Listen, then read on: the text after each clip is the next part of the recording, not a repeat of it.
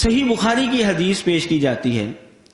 دیکھیں جی، رسول اللہ صلی اللہ علیہ وسلم جب حوض کوثر پر ہوں گے تو وہاں پر لوگ آئیں گے پانی پینے کے لیے.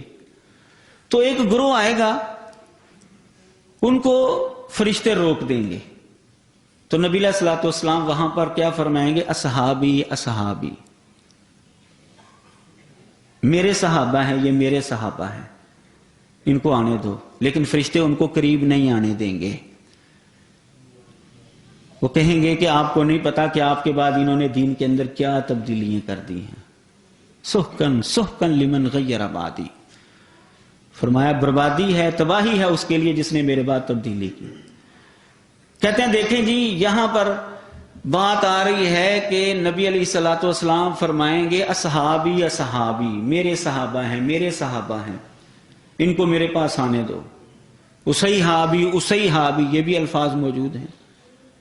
میرے صحابہ کا چھوٹا سا گروہ ہے، میرے صحابہ کا ان کو آنے دو میرے پاس. نہیں آنے. اس کا مطلب یہ ہے کہ وہ جو استدلال کرتے ہیں کہ صحابہ نے جو ہے نبی علیہ الصلوۃ والسلام کے بعد اسلام کو تبدیل کر دیا تھا، بدل دیا تھا، یہ ہے جی ان کا ایک اعتراض. ہم آتے ہیں اس کی حقیقت کی طرف. پہلے نمبر پر تو اس کا جواب یہ ہے، اس کے کئی جواب ہیں. پہلا جواب اس کا یہ ہے کہ اس حدیث کے اندر آنے والا لفظ جو ہے اصحابی یا اصحابی، یہ صحابہ کے لیے نہیں ہے، یہ بعد میں آنے والے امتیوں کے لیے ہے کہ جنہوں نے دین اسلام کے اندر بدعات کو جاری کیا، یہ ان کے لیے ہے. پھر یہاں پر سوال پیدا ہوتا ہے، اگر ان کے لیے ہے تو نبی علیہ الصلوۃ والسلام کیسے پہچانیں گے ان کو کہ یہ میرے ساتھی ہیں، میرے امتی ہیں؟ صحیح مسلم کے اندر یہ حدیث موجود ہے، وہاں پر اس کی وضاحت موجود ہے کہ نبی علیہ الصلوۃ والسلام وضو کے نشانات سے پہچانیں گے. یہ امت محمدیہ کی نشانی ہے باقی امتوں کے مقابلے میں. غرن محجلین آئیں گے، یہ چہرہ بھی ان کا روشن ہوگا، بازو بھی روشن ہوں گے، پاؤں بھی روشن ہوں گے، وضو کے نشانات کی وجہ سے. اس طریقے سے نبی علیہ الصلوۃ والسلام پہچانیں گے. جیسا کہ ہمارے ہاں یہ کہا جاتا ہے اصحاب ابی حنیفہ، اصحاب شافعی، کہ ابو حنیفہ کو ماننے والے، امام شافعی کو ماننے والے، حالانکہ انہوں نے امام شافعی کو بھی نہیں دیکھا ہوتا، امام ابو حنیفہ کو بھی، لیکن کہا جاتا ہے اصحاب کا لفظ بول دیا جاتا ہے ان کے اوپر. تو یہاں پر لغوی اعتبار سے اصحاب کا لفظ مراد امتی جنہوں نے بدعات کو جاری کیا ہے. پہچان کیسے ہوگی؟ آثار وضو سے، وضو کے نشانات سے. یہ صحیح مسلم کی جو حدیث ہے یہ 247 نمبر حدیث ہے. ایک تو جواب اس کا یہ ہے. دوسرا جواب، اگر ہم مان لیتے ہیں کہ اس سے مراد صحابہ ہیں، یعنی جو نبی علیہ الصلوۃ والسلام کی زندگی کے اندر کلمہ پڑھنے والے تھے، آپ ان کو ان کی شکلوں سے پہچانیں گے. اگر ہم ان کا یہ استدلال مان لیں تو پھر اس کا جواب یہ ہے کہ اس سے مراد منافقین ہیں، جنہوں نے اسلام کا لبادہ اوڑھا ہوا تھا نبی علیہ الصلوۃ والسلام کی زندگی کے اندر، اور نبی علیہ الصلوۃ والسلام ان کو مسلمان ہی سمجھتے تھے. بعض منافق ایسے تھے کہ جن کے بارے میں آپ کو علم ہو گیا تھا کہ یہ منافق ہے. بعض منافق ایسے تھے کہ جن کے بارے میں نبی علیہ السلام کو علم نہیں ہوا تھا. قرآن مجید کے اندر اللہ تبارک و تعالیٰ نے فرمایا ہے وَمِمَّنْ حَوْلَكُمْ مِنَ الْأَعْرَابِ مُنَافِقُونَ وَمِنْ أَهْلِ الْمَدِينَةِ مَرَدُوا عَلَى النِّفَاقِ لَا تَعْلَمُهُمْ نَحْنُ نَعْلَمُهُمْ، کہ بعض منافق ایسے ہیں کہ جن کو ہم جانتے ہیں آپ نہیں جانتے. نبی علیہ الصلوۃ والسلام جن منافقین کو تو پہچانتے تھے، چلیں ٹھیک ہے ان کی تو شکل دیکھ کر آپ نے پہچان لیا تو ہے ہی منافق، لیکن جن منافقین کو آپ نہیں پہچانتے تھے، جن کے بارے میں آپ کو علم نہیں تھا، یہ سورۃ توبہ کی آیت نمبر 101 ہے، وہ جب آئیں گے وہاں پر اور آثار وضو ان کے چمک رہے ہوں گے، تو وہاں پر جب ان کو روکا جائے گا تو آپ نے تو یہی سمجھا کہ میری یہ زندگی میں مسلمان تھے، کلمہ پڑھنے والے تھے، آپ وہاں پر بھی یہی سمجھیں گے کہ یہ مسلمان ہیں، لیکن وہاں پر پھر آپ کو بتایا جائے گا کہ انہوں نے تبدیلی کی تھی مذہب کے اندر، دین کے اندر، بدعات کو جاری کیا تھا، انہوں نے نظریات انہوں نے چینج کیے تھے، تو نبی علیہ الصلوۃ والسلام ان سے پیچھے ہٹ جائیں گے۔ اگر ان کو محمول کر لیا جائے نبی علیہ السلام کی زندگی کے اندر کلمہ پڑھنے والوں کے اوپر، تو پھر اس سے مراد منافقین ہیں، پھر اس سے مراد عام صحابہ پھر بھی نہیں بنتے۔ پھر یہاں پر سوال ہوتا ہے کہ کیا منافقین کو صحابی کہا جائے گا؟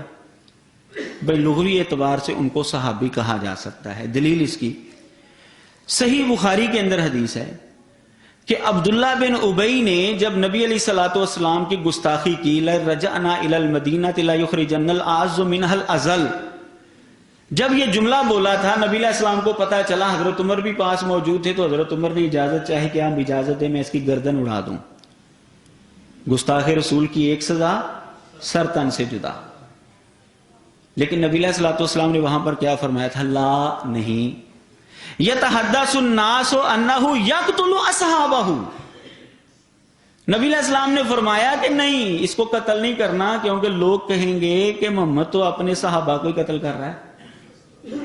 لغوی اعتبار سے، ظاہری اعتبار سے نبی علیہ الصلوۃ والسلام نے منافق کے اوپر بھی صحابی کا لفظ بولا ہے، اصحاب کا لفظ بولا ہے۔ یہ صحیح بخاری کے اندر حدیث موجود ہے، 3518 نمبر حدیث ہے۔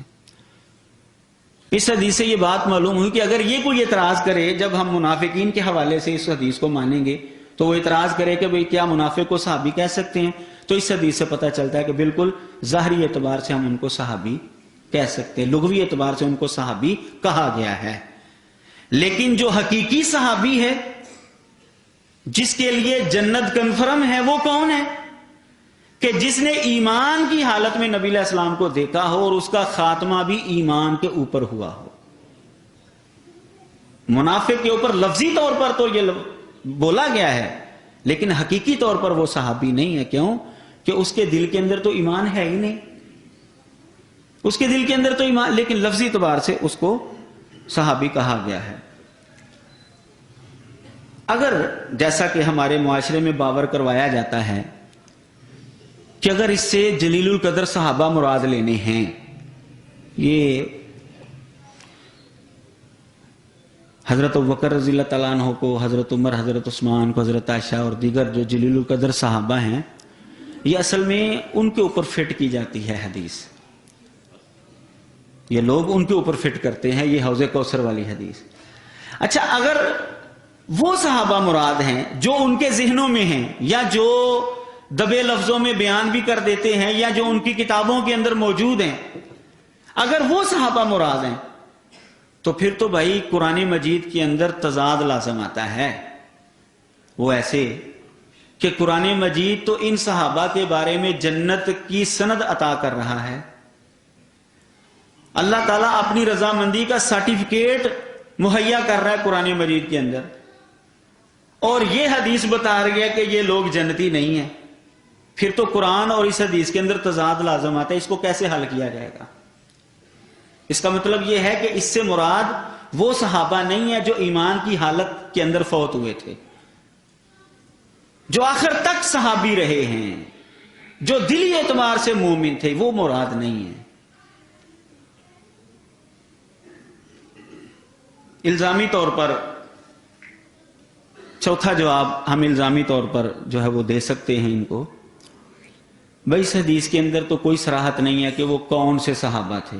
یہ پہلا جواب تو صحابہ کے علاوہ لوگ، باقی تین جواب صحابہ کو تسلیم کرنے کی صورت میں، اور ان تین جوابوں میں سے یہ تیسرا جواب ہے کہ اس حدیث کے اندر تو صراحت نہیں ہے کہ وہ کون سے صحابہ۔ اگر ناسبی لوگ جو کہ اہل بیت کے دشمن ہیں، اگر وہ کہہ دیں کہ اس حدیث کے اندر جن صحابہ کا تذکرہ اس سے مراد حضرت علی ہے، حضرت حسن حسین ہے، تو کیسے تم جواب دو گے؟